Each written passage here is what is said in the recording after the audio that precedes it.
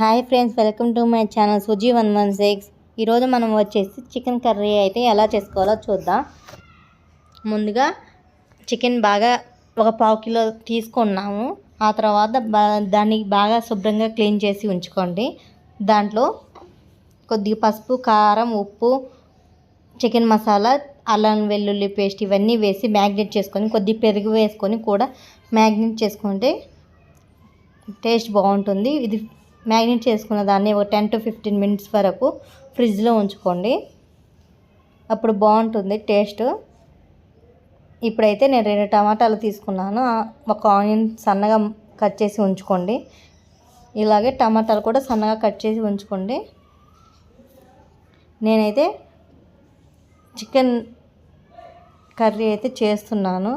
ఈ కర్రీ అయితే ఎవరు చేశారనేది వీడియో లాస్ట్లో అయితే మీకు తెలుస్తుంది. జాగ్రత్తగా స్కిప్ చేయకుండా వీడియో చూడండి. ముందుగా ఒక ప్యాన్ అయితే తీసుకోండి. దాంట్లో ఆయిల్ వేసి కర్రీకి సరిపడా 2 tablespoons వరకు ఆయిల్ వేసుకోండి. ఆ తర్వాత తాలింపు దినుసులు వేసుకోండి. ఇవి వేగిపోయిన తర్వాత కట్ చేసి ఉంచుకున్న ఆనియన్ వేసి బాగా వేయించుకోవాలి. కొద్దిగా వేగిన తర్వాత కొద్దిగా మనం ఇందాక ఆల్రెడీ దాంట్లో వేసి ఉంచుకున్నాం కదా, చికెన్ మ్యాగ్నేట్ చేసిన దాంట్లో అల్లం పేస్ట్ దాంట్లో వేసుకున్నాం కాబట్టి దీంట్లో కొద్దిగా వేసుకుంటే సరిపోతుంది. లేదంటే ఎక్కువ వేస్తే స్మెల్ వచ్చేస్తుంది, తినబుద్ధి కాదు. ఇప్పుడు మనం ముందుగా కట్ చేసి ఉంచుకున్న టమాటాను కూడా వేసి బాగా వేయించుకోవాలి. టమాటా ఎక్కువ వేస్తే కొద్దిగా గ్రేవీ అనేది వస్తుంది, కూర కూడా కొద్దిగా టేస్టీ అనిపిస్తుంది మనకి తినడానికి.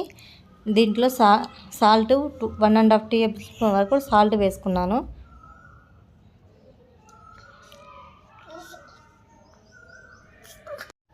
మా ఫ్రెండ్ అయితే చికెన్ ఫ్రై చేయమంది. ఈసారి డెఫినెట్లీ ట్రై చేసి వీడియో పంపిస్తాను. ఇప్పుడైతే చికెన్ కర్రీ చేస్తున్నాను. ఇవి బాగా వేగిపోయిన తర్వాత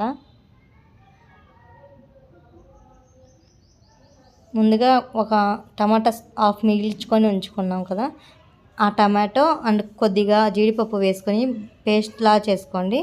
ఇలా పేస్ట్లా చేసుకుంటే కర్రీ అనేది గ్రేవీలా వస్తుంది, బాగుంటుంది. చూడడానికైనా తినడానికైనా అన్నంలో అయితే బాగా కలుస్తుంది. చపాతీ, పూరి అలా అయినా తినొచ్చు, బాగుంటుంది.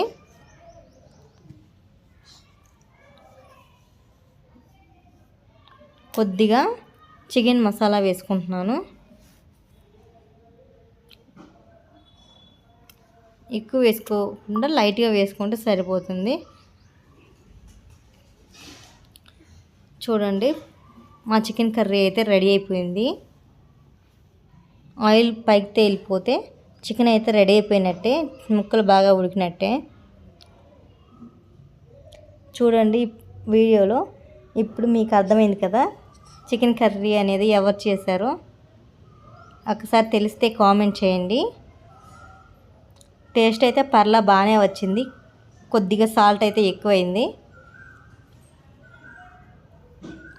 వీడియో అయితే తీయొద్దు అని చెప్పాడు, కానీ నేను తీశాను.